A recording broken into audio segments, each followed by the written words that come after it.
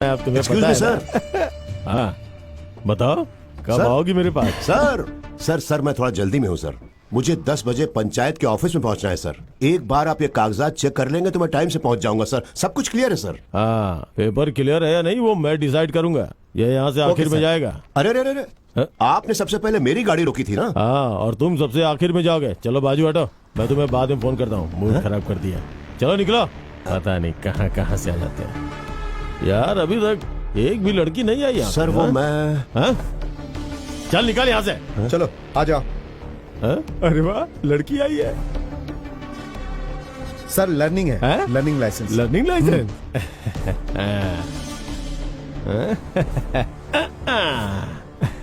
Model तो अच्छा है। लर्निंग लाइसेंस है। हाँ सर। तुम्हें अभी बहुत कुछ सीखना है। फिटिंग तो बहुत अच्छी है।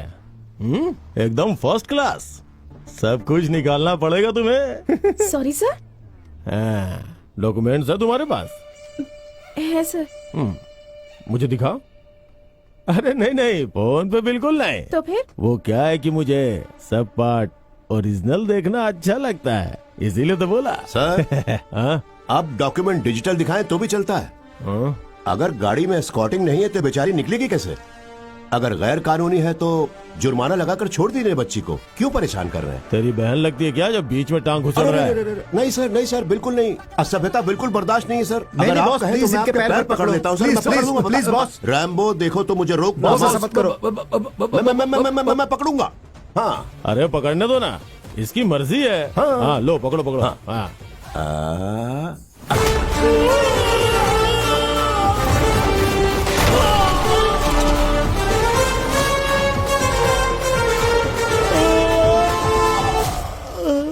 गोपन पहले सर कह के बुलाता है, उसके बाद कुछ और कह के बुलाता है। आपको पता चला मैंने क्या बुलाया है? आप पब्लिक सर्वेंट हैं, पब्लिक का आदर करिए, खासकर औरतों की इज्जत जरूर करिए, नहीं तो हम आपका अचार बना देंगे। हम हैं कॉमन मैन। हाँ समझ गया। रैम्बो बॉस गाड़ी स्टार्ट ओके कर भाई। बॉस। सुनो बेटा तुम घर जाओ। आप सर वो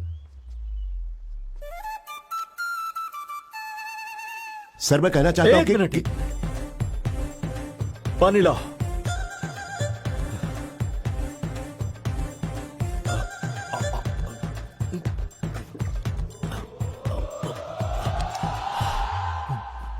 देखो तुमने जो भी किया उसमें तुम्हारी कोई गलती नहीं, लेकिन तुम्हें कानून को अपने हाथ में नहीं लेना चाहिए। मैंने कानून को अपने हाथ में नहीं लिया सर। फिर? मैंने तो पैर पकड़ा और जमीन पे पटक दिया। ओह तो ये बात है। लेकिन प्लीज अब जीप में बैठ जाओ। अगर नहीं बैठा तो? क्या कहा? अगर नहीं बैठा तो क्या होगा? मुझे बेइज्जत मत करो, ये लोग मेरी बहुत इज्जत करते हैं। देखकर तो नहीं लगता सर। मैं बिल्कुल सच कह रहा हूँ, मेरा विश्वास करो प्लीज। अगर कंप्लेनेंट ने कंप्लेन की तो वो कंप्लेंट जायज नहीं होती है सर। मैं समझा नहीं। ये जो कंप्लेंट है ना सर, सर उस तरफ देखिए जरा। एम्बुलेंस? एम्बुलेंस? यहाँ पर एम्बुलेंस आ गई है। क्या हो रहा है कुछ समझ में नहीं आ रहा है। तुम्हें भी नहीं पता है? हाँ जॉन विक। हाँ जॉन विक कौन है? ये थोड़ा तोतला है सर।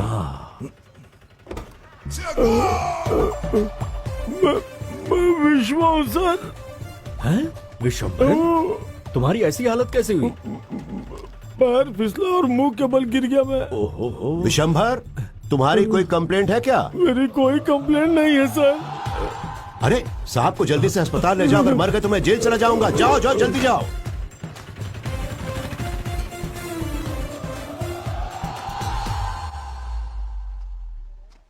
तो बताइए क्या प्लान है? अब आप नहीं जा रहे हैं शिवशंकर साहब?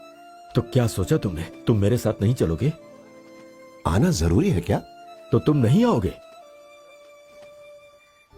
मुझे ले जाना टाल दीजिए ना सर। इतना भी नहीं कर सकते? कहिए तो आपके पैर पकड़ लूं। अरे नहीं नहीं। अरे जल्दी चलो यहां से। मिस्टर गोपन, आपका शो खत्म हो गया हो तो मुद्दे की बात कर सकते हैं? ऐसा मत कहिए। मैं मुद्दा जानता हूँ कि क्या है। मेरी रोजी रोटी बंद मत करवाइए। खेती करना मेरा व्यवसाय है, कम से कम खेती करके मुझे अपनी रोजी रोटी कमाने दीजिए मैडम। अगर आप खेत में धान उगाना चाहते हैं तो हमारा आपको पूरा सहयोग मिलेगा, पर अगर कोई और इरादा है तो जमीन जब्त कर ली जाएगी पंचायत के द्वारा। पंचायत वहाँ पर खेती करेगी। मैंने 18 एकड़ जो जमीन ली है मैडम, वो एकदम निचले स्तर वाली है। कई सालों से वहाँ पर पानी जमा है, इसलिए धान की खेती नहीं हो सकी मैडम। और आज वो जिस हालत में है वहाँ अच्छे किस्म का धान उगाया जा सकता है मैडम, और वो चावल पानी में ही उगता है। और ये बात तो आप भी अच्छी तरह से जानती हैं मैडम, है ना? लेकिन एग्रीमेंट के हिसाब से मैंने जो रकम मथाई को दी है, उस रकम से चावल की खेती करना बहुत ही मुश्किल होगा, समझ लीजिए नामुमकिन है। हमें हालात को देखकर खेती करनी होगी, तभी तो फसल अच्छी होगी और मुनाफा भी अच्छा होगा। सही कहा ना मैडम मैंने? इनका चेहरा देखकर लग रहा है ये सब कुछ जानती हैं। तभी तो ये एग्रीकल्चर ऑफिसर हैं, सब कुछ समझती हैं ये। रुक्मणी, അതുകൊണ്ട് എന്റെ പ്രിയപ്പെട്ട പഞ്ചായത്ത് അംഗങ്ങളെ ഞാൻ ചെവിട് മാറ്റി. ഞാൻ ഇവിടെ ചെയ്യാൻ പോകുന്നത് മത്സ്യകൃഷിയാണ്. മത്സ്യകൃഷിയോ? നെൽകൃഷി ചെയ്യേണ്ട പാടങ്ങളിൽ മത്സ്യകൃഷി ചെയ്യാൻ നിയമമില്ല മിസ്റ്റർ ഗോപൻ. നിങ്ങള് ഈ പാടം ലീസിന് എടുത്തത് അത് നികത്താനാണെന്നൊരു കിംവദന്തി ഉണ്ട് ഇവിടെ. കിംവദന്തിയാ? അതിന്റെ അർത്ഥം എന്തെന്നറിയാം നാറാവുള്ള സാറിന്? തെറിയാണോ? ഞാൻ ചെയ്യാൻ പോണത് പാടം നികത്തുകയല്ല, പാടം കുഴിക്കാനാണ് പോണത്. പാടം നികത്താൻ പാടില്ല, അത് നിയമം. പക്ഷെ കുഴിക്കാൻ പാടില്ല എന്ന് പറഞ്ഞിട്ടില്ല, അപ്പൊ നിയമമല്ല. ഞാൻ കുഴിക്കും. അതായത് നമ്മൾ ഇടത്തോട് കീറി പാടത്ത് വെള്ളം കയറ്റും. ആ തെളിനീരിൽ നല്ല പൊളപ്പൻ മത്സ്യക്കുഞ്ഞുങ്ങളെ പോഷകാഹാരം കൊടുത്ത് വളർത്തും. ആ ശുദ്ധജലത്തിൽ നീന്തി തുടിച്ചു നടക്കുന്ന അന്തസ്സും ആഭിജാത്യവും ആരോഗ്യവും ഓമനത്വവുമുള്ള പിഞ്ചു മത്സ്യക്കുഞ്ഞുങ്ങൾ. ആ മത്സ്യക്കുഞ്ഞുങ്ങൾ അങ്ങ് വിശാഖപട്ടണത്ത് പുറപ്പെട്ടു കഴിഞ്ഞു മാഡം. നമ്മുടെ നാട്ടുകാര് പച്ചക്കറി മാത്രം കഴിച്ചാൽ മതിയാ? നല്ല വരാല്, കാളാഞ്ചി, കരിമീൻ, നാടൻ കൊഞ്ച്, ഞണ്ട്, വാള, പിടയ്ക്കണ മത്സ്യങ്ങൾ. തെക്കോട്ടാണെങ്കിൽ ഇവറ്റകളെ എന്തിനു ചെയ്യുന്നറിയാം? നല്ല മുരിങ്ങ കോലിട്ട്, കോട്ടയത്ത് കൊടം പുളിയിട്ട്, തൃശ്ശൂര് നല്ല പച്ചമാങ്ങയിട്ട്, വടക്കോട്ട് നല്ല വാളം പുളി പിഴിഞ്ഞ് നല്ല ചൂട് ചോറിലിട്ട് വരവി വരവി വരവി ഒരു പിടി പിടിച്ചാട്ടല്ല. ഓമന ചേച്ചിയുടെ വരാല് കറി, റേസി ചേച്ചിയുടെ കരിമീൻ കറി, ആമിന താത്തയുടെ ചെമ്മീൻ പറ്റിച്ചത്, ഇനി എല്ലാം എന്റെ പാടത്തു നിന്നാണ്. ആടെ മാഡത്തിന് ഫുൾ ഫ്രീ. എന്ത് ഫ്രീ വേണ്ടേ? Just cut the nonsense. ഇതൊന്നും ഇവിടെ നടപ്പില്ല. നിങ്ങൾ മത്സ്യകൃഷി നടത്തുന്നത് എനിക്കൊന്ന് കാണണം. അയ്യോ പ്ലീസ് പ്ലീസ് പ്ലീസ് മാഡം, ശോഭിക്കരുത്. ഉദ്യോഗസ്ഥ ദുഷ്പ്രഭുത്വം അത് നമുക്ക് വേണ്ട. मुझे आपसे प्रोफेशनल एथिक्स सीखने की कोई जरूरत नहीं है. I'll do what I'm supposed to do. Then I will do that I don't want to do. तो भाइयों, मैडम यहाँ से नाराज होकर चली गई. मैं एक बार उनसे फिर से मिल लूंगा. मैं यहीं पे रहने वाला हूँ, कहीं नहीं जाऊंगा. किसी को कोई शंका हो तो आके मुझसे मिल सकता है. Okay okay. ये सब क्या है?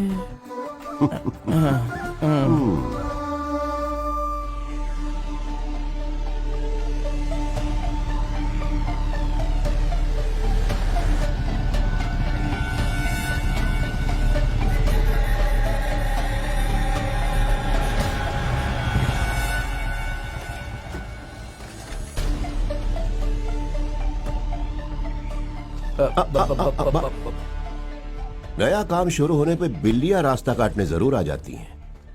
बताइए क्या प्रॉब्लम है? खुन्नस. ऐसे क्या देख रहे हो भाई? मैं यहाँ पे नंगा खड़ा हूँ क्या? मुझे पता है कि तुम यहाँ मछली पालने के लिए नहीं आए हो. तुम्हें यहाँ पर एडाथला ग्रुप ने बुलाया है. सही कहा ना मैंने? 18.5 एकड़ जमीन लेवल करने के लिए. ओहो हाँ, तो तुम लोगों को पता चल गया. Intelligent guys. तुम और तुम्हारा संगीत भूषण अपनी धमकियां और ड्रामेबाजी छोड़ो. यहाँ ये सब नहीं चलेगा. ये अलग जगह है, संभल के रहना. इस गांव में क्या होगा और क्या नहीं होगा ये हम तय करते हैं, और कोई नहीं.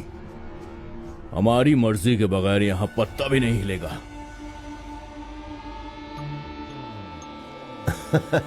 सच में आप लोग इनकी परमिशन लेके गिरते हैं क्या? हाँ? अरे ये तो बिना परमिशन के नीचे गिर गया. हाँ? अरे देखो ना, तुम सब लोग और तुम्हारी बाइक्स मेरा रास्ता रोक रहे हैं. भले मैं माफ कर दूं, लेकिन तुम्हें पता है ये 2255 तुम्हें माफ नहीं करेगी. इस तरह के हालात में ये ब्रेक मारने पर भी नहीं रुकती. ये तो मेरे रिक्वेस्ट करने पर यहां रुकी हुई है. इस तरह का पागलपन दोबारा मत करना. चलो बच्चों, घर जाओ. चलो. हमें जो कहना था हमने कह दिया है. आगे और कोई बात नहीं होगी। बात मत करना, क्योंकि मेरे अंदर सुनने का सब्र नहीं बचा है। एक बात याद रखना, मेरी कार का नंबर है 2255। ये कार और इस कार में बैठने वाला यानी मैं, दोनों ही खतरनाक है।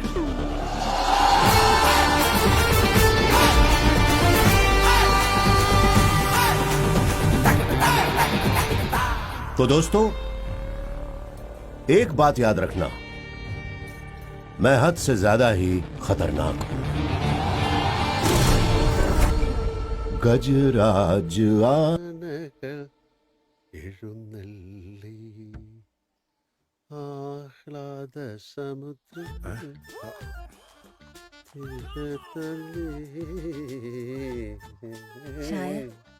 ഈ സമയത്ത് ചായ പതിവില്ല, മുറുക്കാനാണ് ശീലം. അപ്പച്ചന്റെ മുറുക്കാൻ ചെല്ലാം.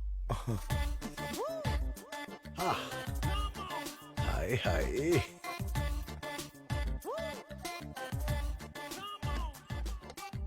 എന്താ നാമധേയം? പേരേ? Julie. Oh my Julie Julie, നിന്റെ ഗിറ്റാറിൻ മാറിൽ എത്ര കമ്പി. അടച്ചേ. അതെ, നിങ്ങൾ അകത്തേക്ക് വെക്കോ, ഭയങ്കര കുഴപ്പക്കാരനാ. പൊക്കോ പൊക്കോ പൊക്കോ പൊക്കോ. അതെ, ഈ കമ്പി ഇവിടെ വേണ്ട. എന്റെ ശശി ദേവരാജ സംഗീതം, ചിത്രം ചട്ടക്കാരി, नटी लक्ष्मी. मेरी तरफ देखिए ना. ओके. आप जमीन को सपाट नहीं कर सकते लेकिन खोद सकते हो, ऐसा कानून सच में है? तुमने ये लॉ की डिग्री कहाँ से ली है? वो मुझे याद नहीं. कानून में कुछ अनकही बातें होती हैं। कानून ये नहीं कहता कि तुम ये मत करो, और ये भी नहीं कहता कि तुम ये कर सकते हो। हम तो दो लाइनों के बीच में बस अपना मतलब ढूंढते हैं। मतलब हमने खोदा तो उसके बाद फिर जमीन सपाट कैसे करेंगे? मेरे प्यारे लॉयर शशि, नहर से आने वाली रेत किनारे पर जमा हो जाएगी तो किनारा अपने आप उठ जाएगा, बस हो गया। तो फिर नहर को कैसे सपाट करोगे? मेरे इंटेलिजेंट सवाल का जवाब देना होगा आपको.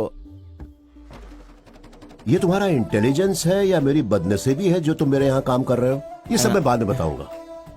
उस खेत में जो भी ढलान है और उसके आसपास जो जमीनें हैं वो सब तुमने हड़प कर ली हैं।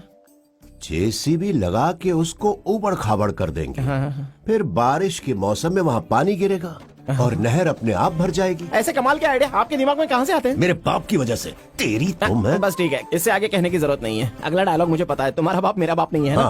हाँ. तो तुम यहाँ हो, तुम्हारा आइडिया और प्लान मुझे पसंद आया। अब तुम देर मत करो और फौरन काम शुरू कर दो।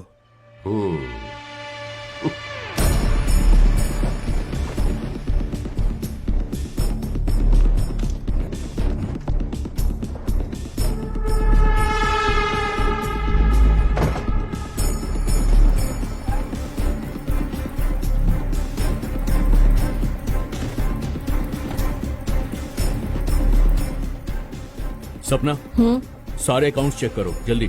ओके. ओके. वो संगीतकार गोपन आ चुका है, आदमी सही लगता है। वैसे मैंने सब चेक कर लिया है।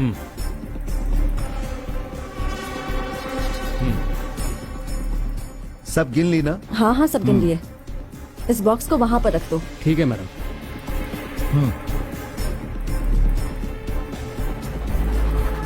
इन बक्सों में क्या है? ये कोई मामूली बक्से नहीं है, इनमें रोकड़ा भरा है. चिट फंड का डेली कलेक्शन है. ये अंदर ले जाएंगे, गिने जाएंगे और तहखाने में ले जाकर तिजोरी में रखे जाएंगे. और फिर मथाई सर उसकी चाबी अपने अंडरपैंट की पॉकेट में रखने के बाद ही सोएंगे. मथाई साहब भी कमाल के हैं.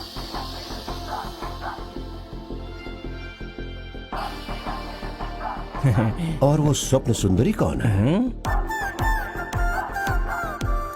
वो तो नई ऑडिटर है, देखने में भी भारी है और काम में भी भारी. मेरा इंट्रो करवा दो ना उससे. उसकी जरूरत है क्या?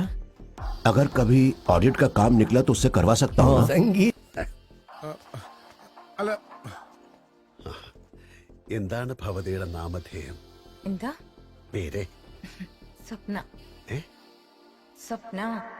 സ്വപ്നസുന്ദരി നീതാനേ. ഞാൻ ഗാനഭൂഷണം നെയ്യാറ്റിങ്കര ഗോപൻ. സിംഗിളാണ്. പക്ഷെ സ്വപ്നമ്മയുടെ ഡബിളാ. ഭർത്താവ് അങ്ങ് ഡൽഹിയില്ല, അതും ബോക്സിംഗ് ചാമ്പ്യൻ. ഓ, പുള്ളിക്കാരൻ വലിയ ഇടിയാ. അതെ. പക്ഷെ എനിക്കിഷ്ടം നാടനടിയാ.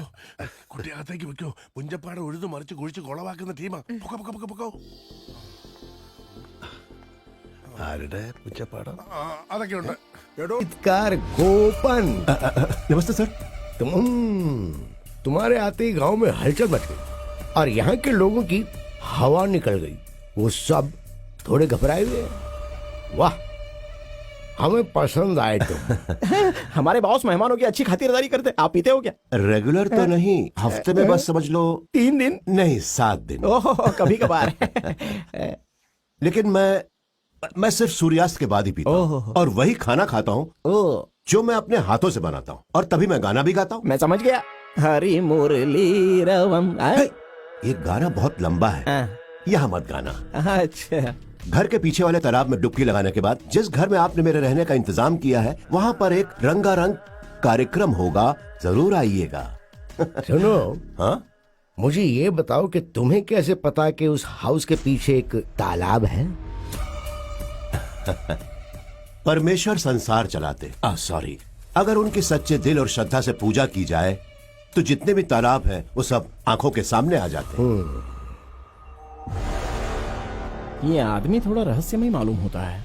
हर इंसान को थोड़ा रहस्यमय होना ही चाहिए। रैम्बो, बस गाड़ी स्टार्ट करो।